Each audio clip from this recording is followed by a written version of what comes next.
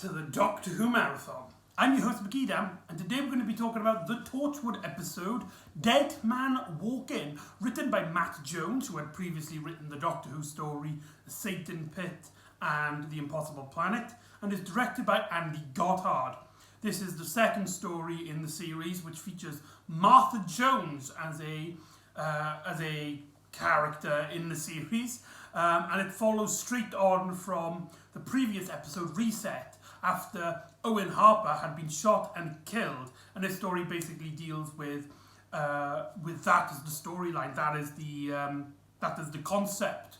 So it deals with a lot of emotions, a lot of baggage from that episode. So it's kind of like a two-parter, some could say. Three if you count the next episode, but this episode doesn't kind of lead itself into a cliffhanger like Reset did.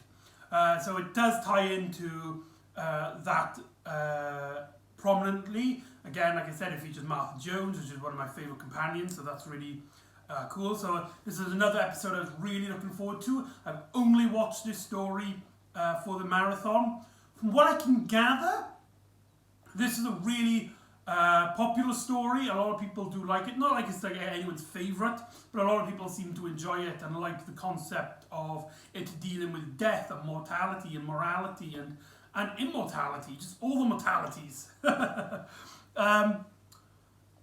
But just to kind of spoil my opinions on this, I thought that it could have been a lot better. I wish that it could have pushed itself more. And I wish it had more time to deal with the concepts that it wants to deal with.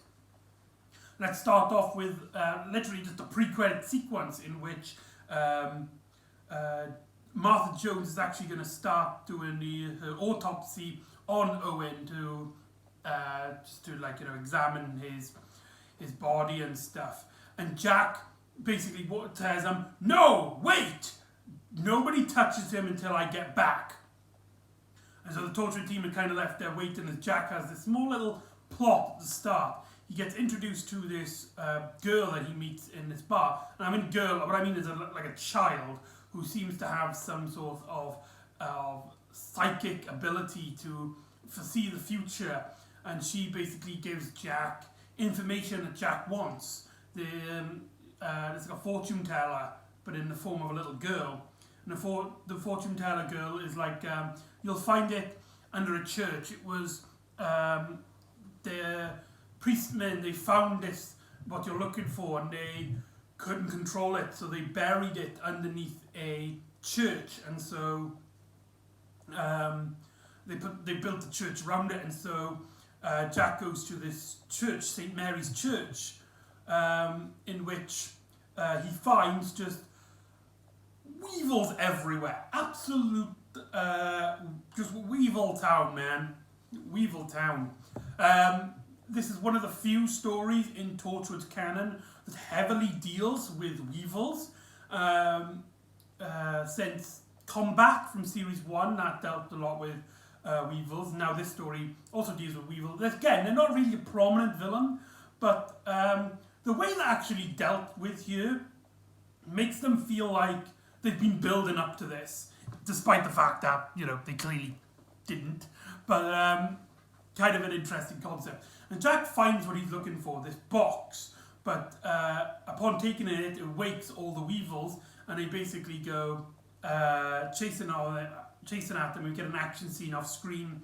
It cuts then to Jack arriving in Torchwood Base, with everybody's asking, "What did you find, Jack? What did you get?"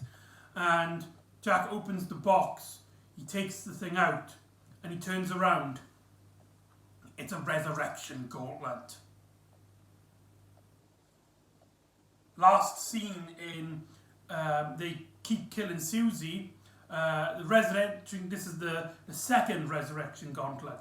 Of course, it's a glove, so there's two. For those of you who don't know, the Resurrection Gauntlet is a device in Torchwood which brings back the dead for a short period of time. However, Susie had discovered a way of keeping herself alive permanently, but the off chance that it takes the energy of whoever was using it. So that puts the tortured team at a strange, oh my god, but we can't just use the gauntlet on Owen. What are we going, are you actually going to use it on Owen? And yes, that's really cool. The Resurrection Gauntlet is something that has been throughout Torchwood, and to see it again as a fan of Torchwood and the Gauntlet, it is kind of like, oh my god. But something that's so important to the canon of Torchwood, the device, just so happens to Jack finds it in like the first 2 minutes of the episode. That should have, him going looking for the gauntlet should have been its own episode, let alone be a pre-credit sequence to this narrative. Think of it like this. Imagine in the MCU, they only revealed one of the Infinity Stones. All the other Infinity Stones were revealed, they were shown at the beginning of Infinity War. That's kind of how this story plays out. It is really disappointing in that regard, because we don't really... There should be this massive mystery on how Gauntlet has now revealed itself, how, all of this and stuff, but the story just was way too quick on to want to get into its main premise, as Jack basically uses the gauntlet on Owen, reviving him. They don't know how long he has. They presume he only has minutes at best, like the previous gauntlet had when they first used it. Now Jack makes everybody say their goodbyes. He's like, we don't have long. Everybody say their goodbyes. Gwen just can't say anything. Toshika actually tells Owen that she loves him. And Jack then goes to Owen and is like, listen to me, I know what's happening, but you need to tell me the code to the alien arsonist room or something like that. And this terrifies Owen. This is like, what? You brought me back just to get some code? Password, that's all you want? And by the way, this code, this thing never plays into this story. Maybe it's important later down the line, but it's not important here. And but it does kind of play into the narrative. And so the gauntlet turns off, Owen collapses. However, Owen still talks, and he seems to be continuing to be alive, and he gets up, and he's fine. He even puts a shirt on, even though he's got like this massive hole in his chest. He can't hear a pulse. He does his own thing where he can't feel his own heart pulse. And Martha gives him this device to monitor his cells, which are being replaced by some sort of energy source, something from beyond this dimension, something from the other side. And so there's this whole thread of narrative here. And I feel like each plot line is developed in a way where it's way too quick for what the writers needed it to be. For Toshika, literally after the whole "I love you," they have a scene where they meet up with Owen's going to the loo.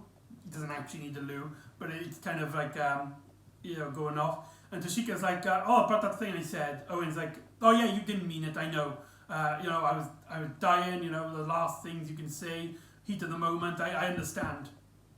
And so that really just kind of underlines it. They kind of go, right, we can finally start something here. But we're not, because we need to save that for the later on to gut wrenches for the season finale or something.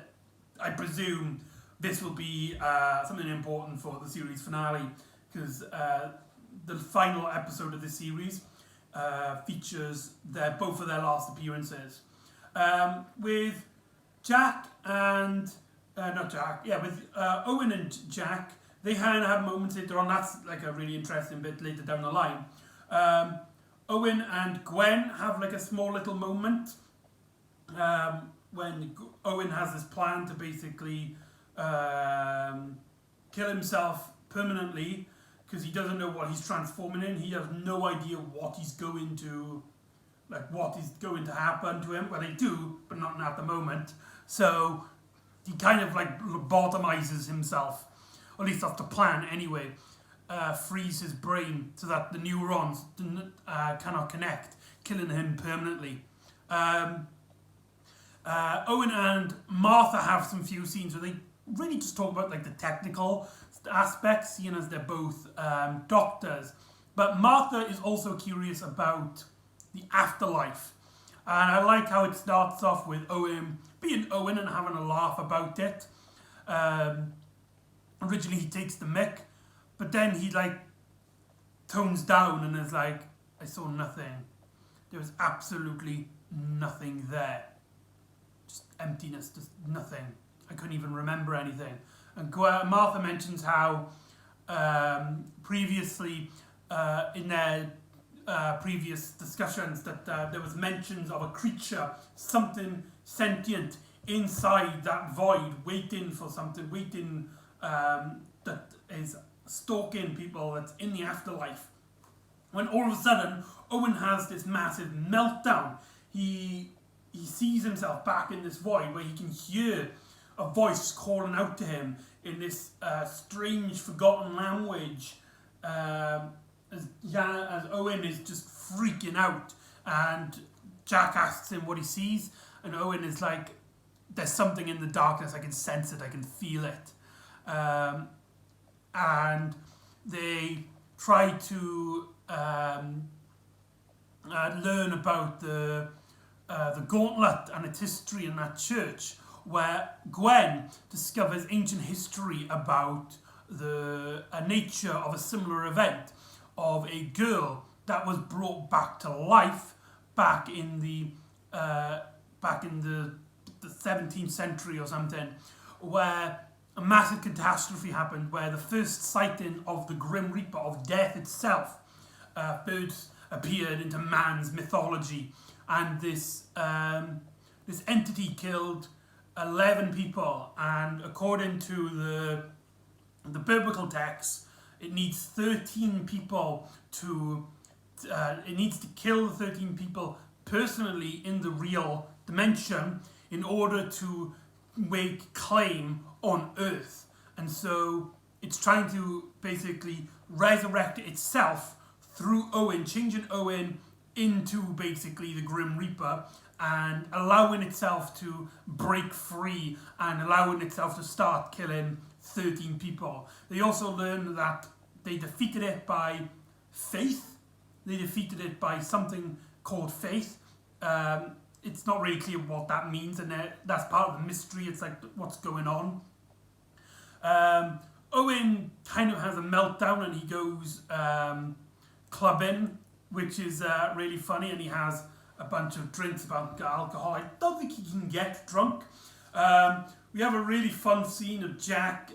He catches up with Owen in the club, and the police officers arrest them, believing that they're just mad drunks.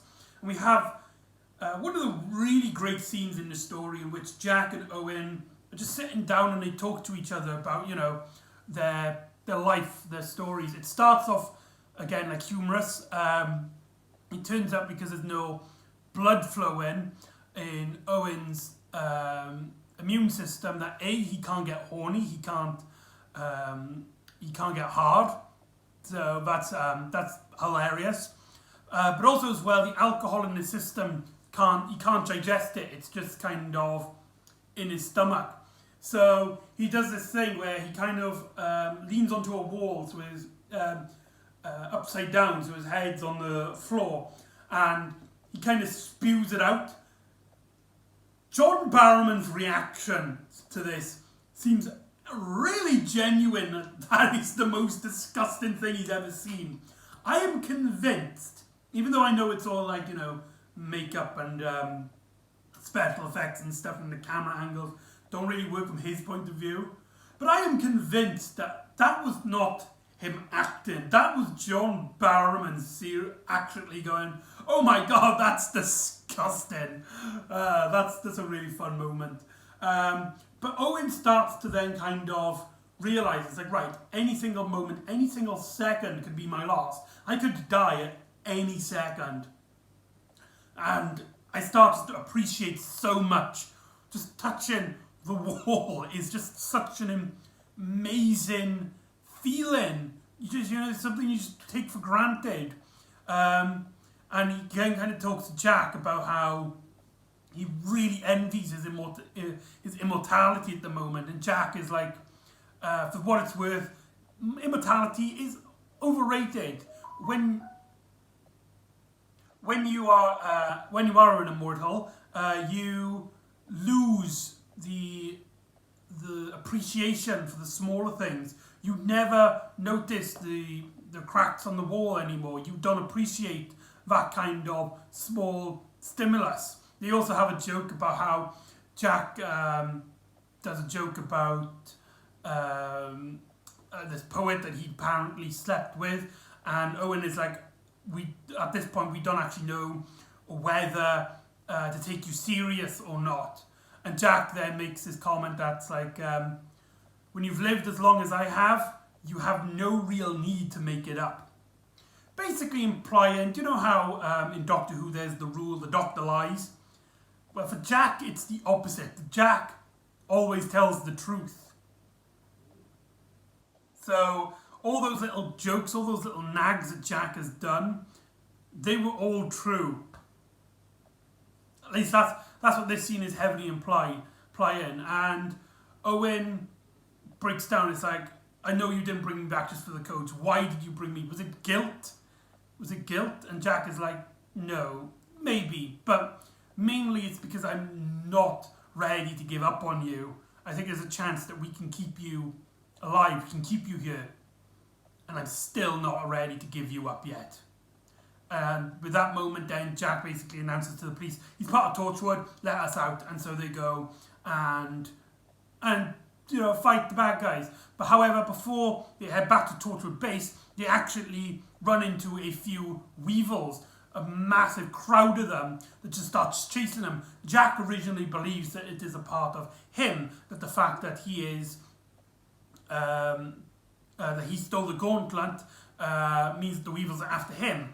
But it turns out it's not. It turns out that Owen, after being revived, has a special connection with the weevils to which they kind of worship him. Now, this is really odd. This is really odd when you watch all these Tortured episodes back to back, because we've already had an implication that Owen has a strange relationship when it comes to the weevils in the episode Combat. It's the last story which heavily dealt with both concepts of Owen and the weevils. And at the end of that episode, there is that moment where Owen taunts them and they kind of bow down to him in fear, whilst something very similar happens here, and Owen is completely shunned. He's completely shocked and disgusted by this, implying that he doesn't remember what happened last time, or I don't know. That's kind of strange. It's kind of odd. And again, it's the Weevil aspects of the story I wish they were dealt into more. The story makes it feel like the Weevils are somehow connected to the entity, death itself. The Weevils are mentioned in the story of the little girl that they brought back, and where Death came walking on Earth and tries to kill 13 people. And now they're appearing here, and this is the most that we see of Weevils in terms of a collective group, and they seem to be worshipping Owen. So they kind of know that he is revived in that capacity. Did Susie have a similar relationship with the Weevils? Very interesting. Maybe not. But Owen seems to be getting possessed by something. Tashika later notices on her computer, looking through the CCTV, that Owen has this moment where he's kind of looking at his reflection and his eyes just go completely black as he just turns to the camera and starts chanting this alien this forgotten language, and Tashiki uses this translator, to which he turns out he's saying death will walk the earth. And so Jack takes Owen back, where it turns out then Owen's he has this plan to basically completely shut down, which we have that moment with Gwen I mentioned. But just as Martha is about to start, the glove starts moving on its own and it starts chasing around. Now, Andy Goddard is a great director. I know him in a few stories, he's done some great work. But this action scene is really, really poorly handled. We never get the sense of geography when it comes to the Gauntlet. It just seems to teleport in place, and we never really feel the threat. There are scenes where they're looking down at the autopsy room, as you know, the way it's set up. There's a staircase leading down into where the autopsies are, and every time the Gauntlet goes to the floor and walks around, it cuts to our characters looking for it, but we rarely do we actually see the Gauntlet hiding or in place or thing, and it's really, really frustrating as a viewer, as we can't really get the idea of the threat, as it seems like we see it landing on the floor, and we hear it like tip-tapping and stuff, and it just kind of dissipates into different places. And for an action scene, for a very tense scene like this, it really doesn't work. It really fails at capturing the audience's interest, despite having a really great concept of the Gauntlet coming to life, seemingly annoyed anger at the fact that it senses that they're trying to kill Owen. It's stopping Death's entrance into our domain. And Owen breaks out his bonds and he crushes it underneath his feet and asks Jax for his gun and blows the glove up. However, the metabolic rate, which is transforming Owen's DNA into a pure energy source, has hit 100% completion. And this creature, this gas entity, releases itself out from Owen and turns into the gas monster from Lost. Yeah, that's a thing. So the monster from there's just really weird editing. There's a moment where I forgot to mention the glove. When it touches, there's a bit where the glove grabs onto Martha and it ages her. She becomes like an 8-year-old woman. The makeup effect is pretty poor, but it gets the idea across, that Martha is aged. It looks really bad, but it gets the job done. It works in terms of the ideas of the narrative. We get this really weird edit. I honest to God don't understand what happened here. Was it a directing choice? Was it a written decision? When the gas monster kind of goes up to Jack, and then it just kind of fades to black, and then it cuts to Jack waking up in the SUV, as the rest of the torture team have taken Martha to a nearby hospital, where Death just so happens to be stalking around. And Jack basically, the way they say it is like Jack is, this hospital, there's loads of death. If Death wants easy access to Death, well, he's found it, so we need to evacuate everybody right now. We get some really great intense moments. Like, we had a really poor tense moment with the glove. Now we get some really great tense moments as we we see this kid who is he's dying of leukemia, and that's why he's in the hospital. They're trying to convince him to have another chemotherapy, and he basically gets trapped in the hospital as the evacuation is underway, and he kind of was in the toilet, so he didn't know what was happening at the time. And so Death is basically stalking this child, and that is pretty messed up. And the torture team basically have to chase around in this hospital looking for Death itself. Now, Matt Jones also deals with like the concept of the beast and devils like that in his Doctor Who story, The Impossible Planet and the Satan Pit. So this just seems to be a style he likes. He likes talking about like the concept of death and demons and monsters from the underworld, from death itself, you know, that kind of stuff. And Andy Gartard directs these scenes like pure horror film. This seems like something that could easily be influenced by horror films like Halloween 2 and the Saw films, in which it has that claustrophobic hospital feeling about it. And this death entity gets a few kills before going on a chase with the torture team and this one child. Now, Death takes the form of mainly of Smog, but underlining it, there's this CGI skeleton. And some of the effects on it sometimes look pretty bad, especially later on. But some of the shots are really cool. I especially like when the first time you see the skeleton form, where you have this woman, she kind of notices that there are the rest of her people in her ward are dead, and she tries to warn, but she can't get to the beeper in time, and she turns around and you just see Death kind of just hovering over the bed. That shot is pretty cool, but there's also some really stupid moments in terms of visuals. Like you see Death kind of walking down these stairs to Owen, and he's kind of doing this dinosaur thing with his hands as he's walking like this. It's kind of pretty funny.